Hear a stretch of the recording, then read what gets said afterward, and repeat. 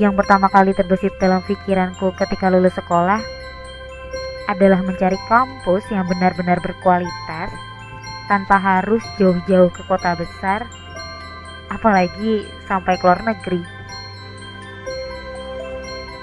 Karena bagiku, melanjutkan pendidikan adalah memperluas cakrawala berpikir, menggali dan mengembangkan potensi-potensi yang kumiliki saat ini.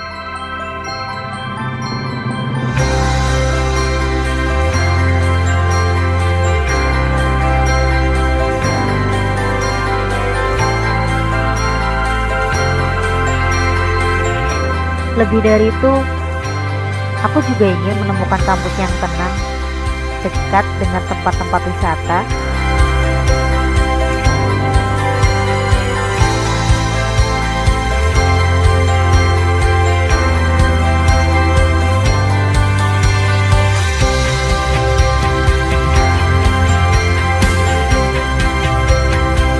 ruang publik,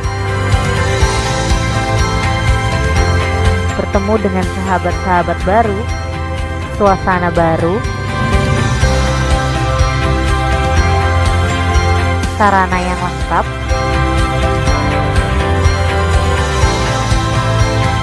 serta berbagai ilmu yang kuperoleh yang tak hanya kudapat dari perkuliahan.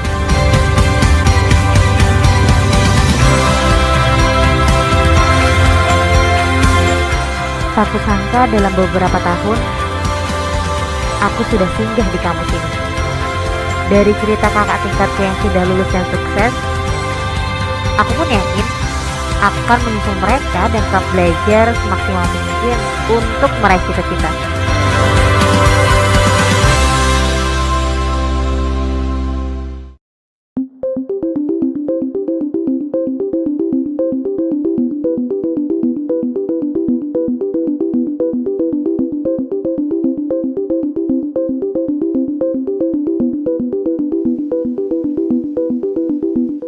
Universitas Veteran Bangun Nusantara atau Univet Bantara merupakan perubahan bentuk atau pengembangan dari Institut Keguruan dan Ilmu Pendidikan IKIP Veteran Sukoharjo. IKIP Veteran Sukoharjo didirikan oleh para veteran pejuang kemerdekaan Republik Indonesia pada 28 Maret 1968. Adapun para pendiri IKIP Veteran Sukoharjo tersebut ialah Sunario AS BA, FX Sriwidodo BA, Sutasno BA, Karsono AS BA, Sukri Atmo Taruno BA, Suroso BA, Sarwoko SH, Dr. Andes Mursidi, Sulbekti. Pada mulanya, IKIP Veteran Sukoharjo merupakan cabang IKIP Veteran Jawa Tengah di Semarang dengan status terdaftar SK Dirjen Dikti tanggal 29 September 1969 nomor 174A /DPT /1 /69. Dengan terbentuknya Yayasan Pembina Perguruan Veteran Sukoharjo, maka pada tanggal 9 November 1979 secara resmi IKIP Veteran Sukoharjo melepaskan diri dari IKIP Veteran Jawa Tengah Cabang Semarang.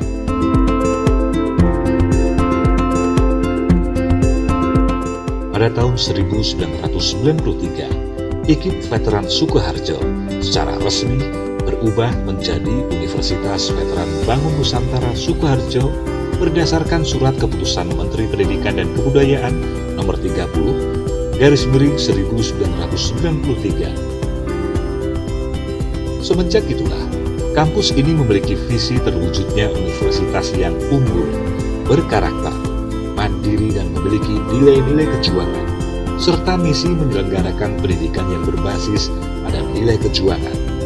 menjalankan penelitian dan penyelenggaraan pengabdian kepada masyarakat untuk mengembangkan IPTEX dan SOSBU, serta menjalin kerjasama yang saling menguntungkan sesuai dengan kebutuhan pembangunan. Univet Bantara Sukoharjo menghendaki para sarjana lulusannya mempunyai wawasan yang luas sehingga dapat menyumbangkan tenaga dan pikirannya untuk kepentingan bangsa, negara, dan pembangunan.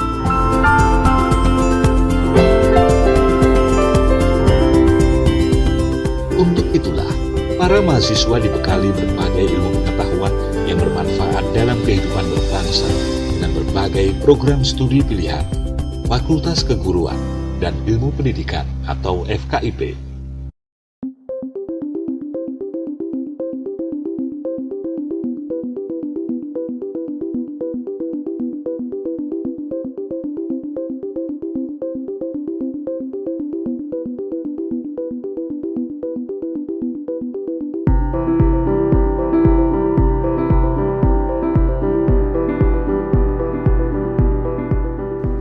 Fakultas Teknik.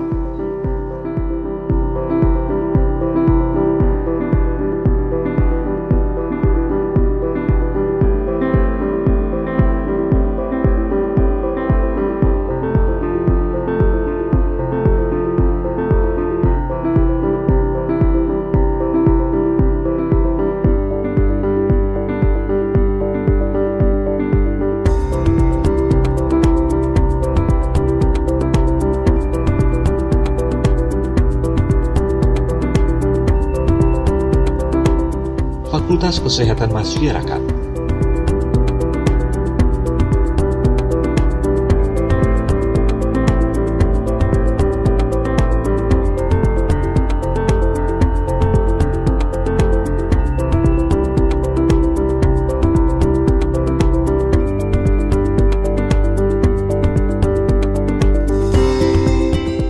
Fakultas Pertanian.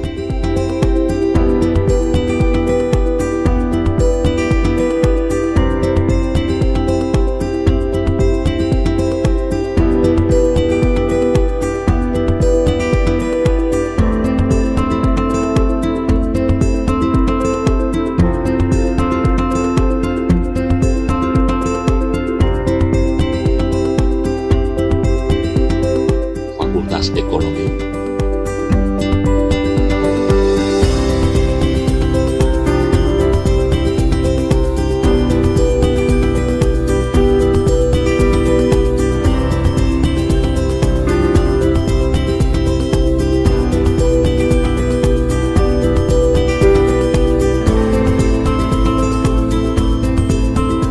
Fakultas Ilmu Sosial dan Ilmu Politik.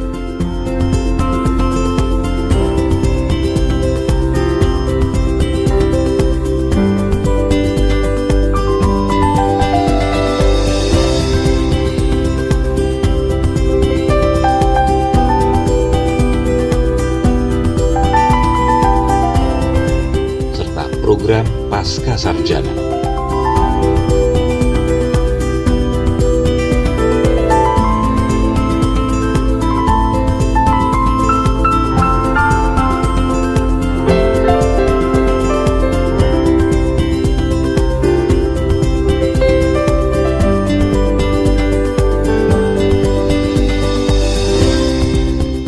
Guna menunjang prestasi mahasiswa, Univet Bantara dilengkapi dengan berbagai sarana dan prasarana.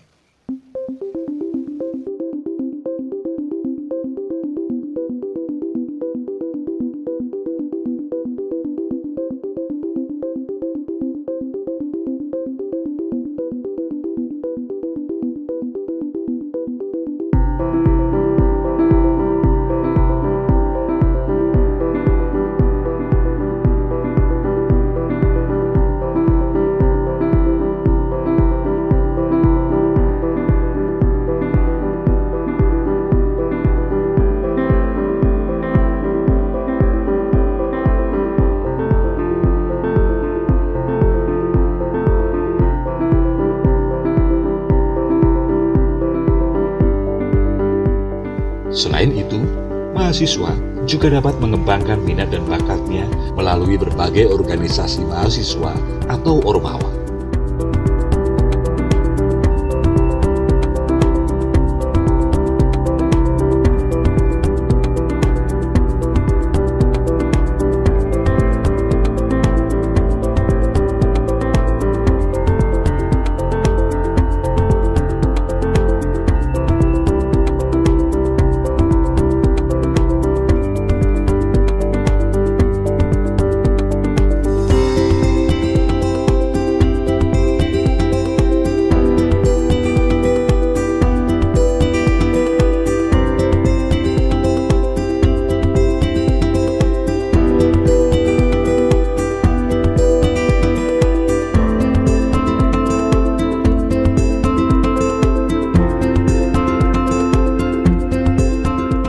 Faith Bantara Sukoharjo, Smart Choice University. Bismillahirrahmanirrahim. Assalamualaikum warahmatullahi wabarakatuh. Yang terhormat Rektor Universitas Veteran Bangun Nusantara Sukoharjo, Ibu Profesor Farida Nugrahani, Magister Humaniora. Yang saya hormati Bapak Arif Maulana, MPD, selaku dosen penguji 1 dan dosen pembimbing. Yang saya hormati Bapak Dr. Hadi Warsito, MSI Cons, dan Bapak Bildi Saputro, MPD Cons, selaku dosen penguji 2. Yang saya hormati Ibu Agustini Kadarwati, SPD MSI, selaku guru pamong. Perkenalkan, saya Teguh Nur Karim dengan nomor induk mahasiswa 23215140026, mahasiswa pendidikan profesi guru tahun 2023 gelombang 1 Universitas Veteran Bangun Nusantara Sukoharjo, Prodi Bimbingan dan Konseling. Izinkan saya untuk mempresentasikan seminar pendidikan profesi guru yang saya lakukan selama semester ini. Adapun pembahasan pada seminar kali ini, yang pertama adalah identifikasi diri. Kemudian pengalaman belajar saya mengikuti PPG. Selanjutnya yang ketiga adalah pengalaman belajar saya yang saya pilih adalah PPL 2. Kemudian selanjutnya desain pembelajaran yang saya buat pada mata kuliah seminar PPG ini. Dan yang terakhir adalah refleksi pengalaman belajar selama mengikuti program PPG ini.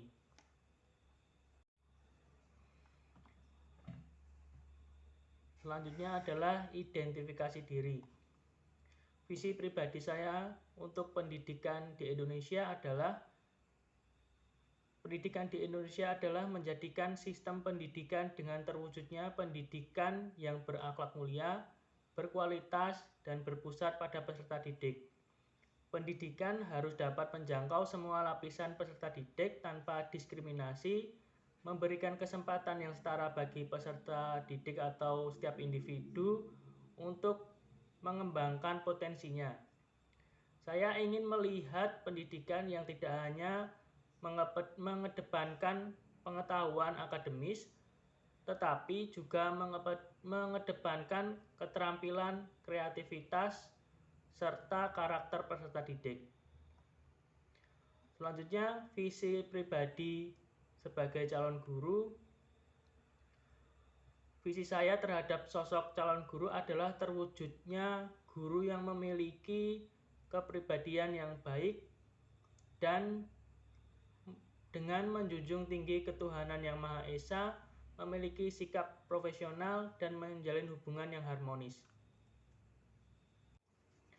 Identifikasi diri saya yang selanjutnya adalah hal yang akan saya lakukan untuk mencapai visi pribadi.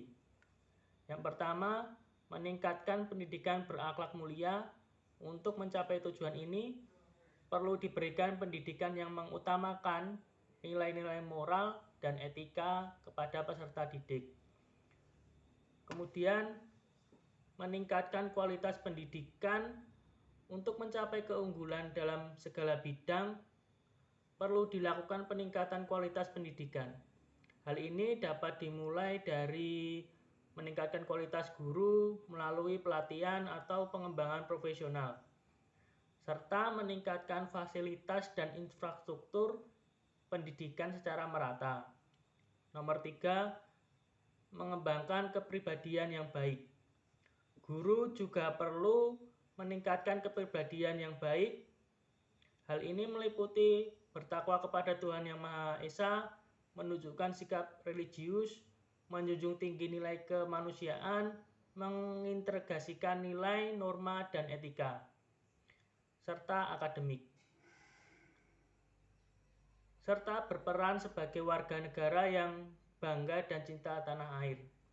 Nomor 4, membangun sikap profesional.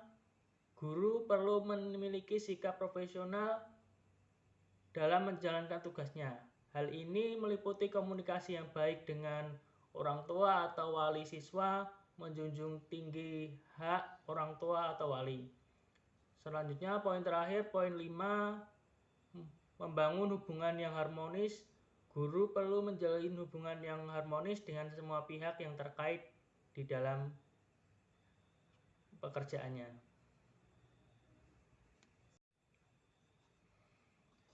Adapun pengalaman belajar saya selama mengikuti kuliah pendidikan profesi guru di Universitas Veteran Bank Nusantara Sukoharjo ini, saya mendapat beberapa mata kuliah, yang salah satunya adalah Filosofi Pendidikan Indonesia, pemahaman tentang peserta didik dan pembelajarannya, prinsip pengajaran dan asesmen 1 di bimbingan dan konseling, praktik pengalaman lapangan 1, pembelajaran berdiferensiasi, perspektif sosiokultural, pembelajaran sosial emosional, proyek kepemimpinan, pengantar pendidikan untuk anak berkebutuhan khusus, prinsip pengajaran dan asesmen 2, serta PPL 2 atau praktik pengalaman lapangan 2.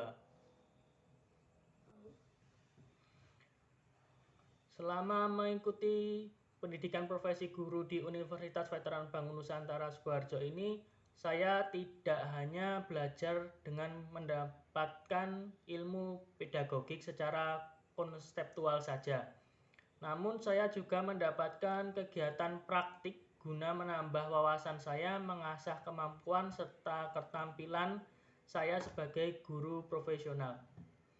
Seluruh mata kuliah dapat memberikan pengalaman bermakna bagi saya.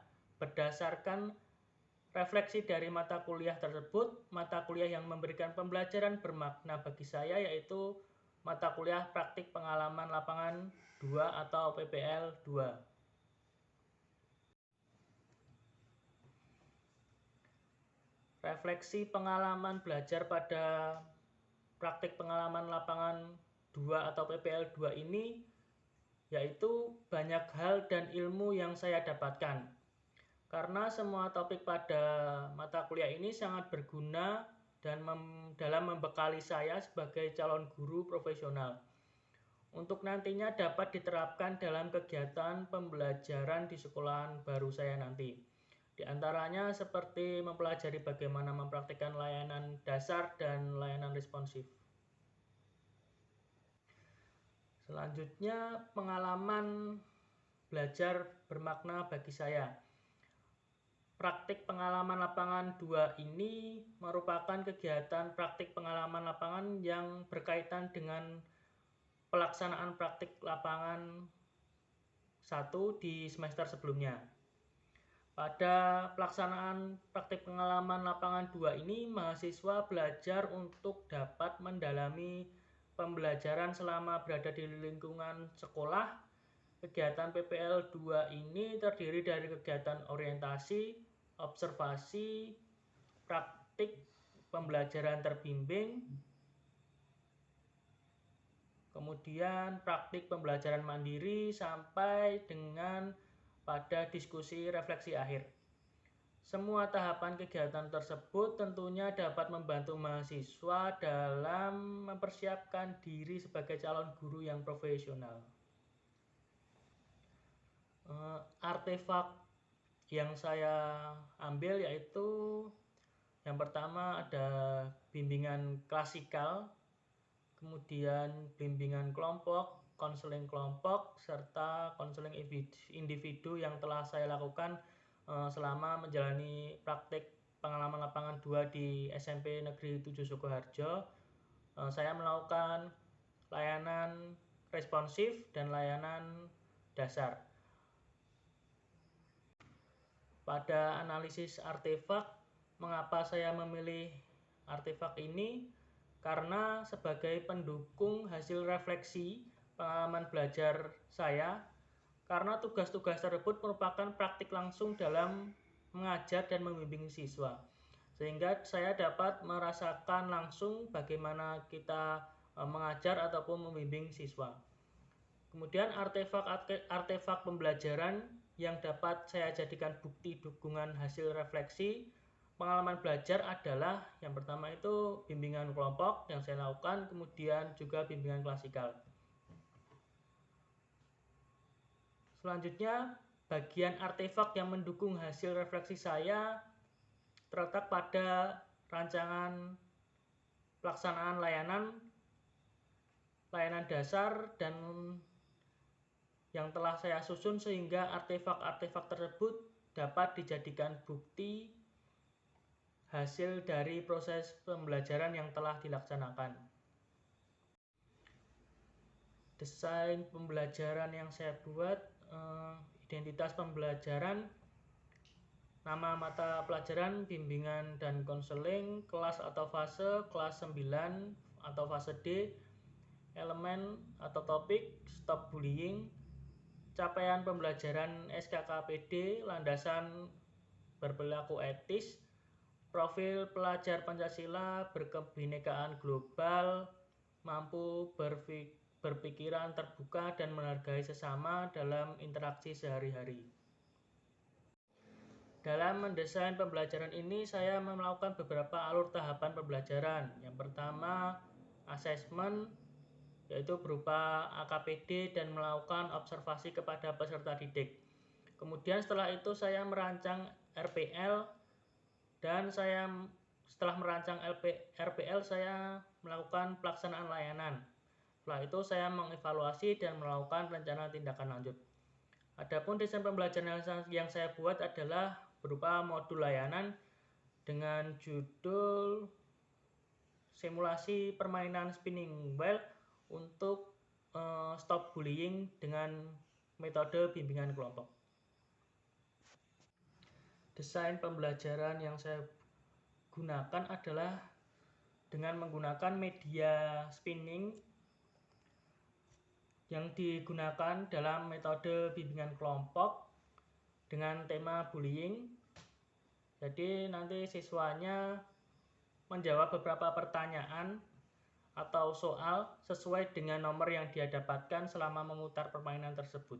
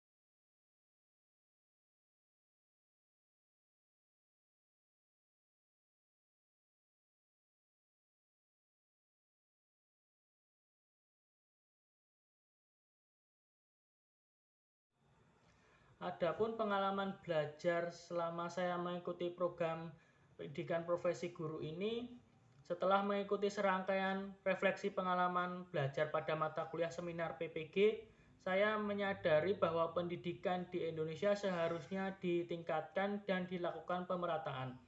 Sebab pendidikan sangat penting untuk pengembangan bagi setiap individu dan bagi bangsa itu sendiri, serta kemajuan negara bisa dilihat dari kualitas pendidikannya.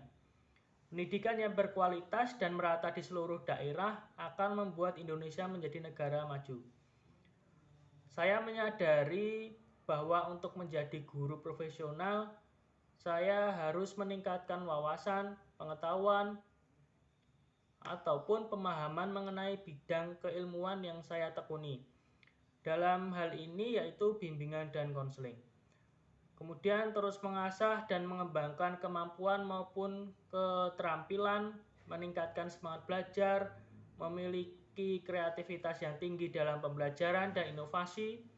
Untuk mewujudkan semua itu, salah satu hal yang dilakukan yaitu dengan mengikuti pendidikan profesi guru ini, agar bisa menjadi guru profesional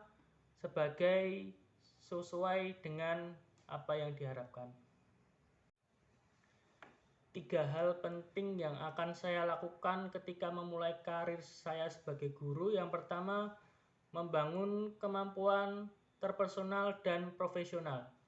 Selanjutnya, memperkuat pengetahuan dan kemampuan pedagogik.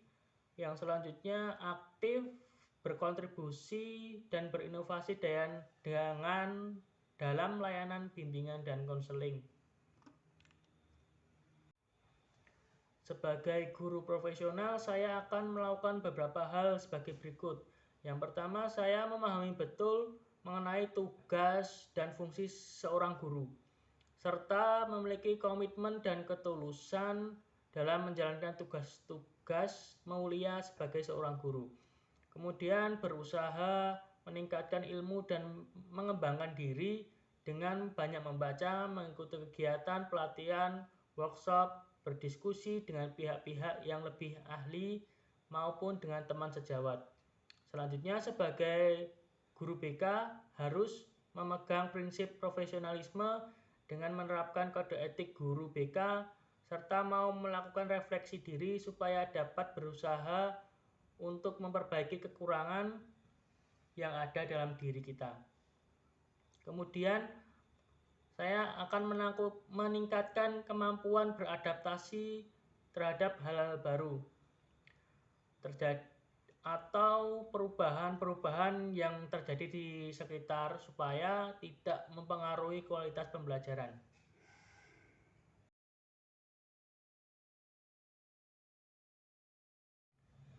Demikian tadi presentasi atau pemaparan yang dapat saya lakukan.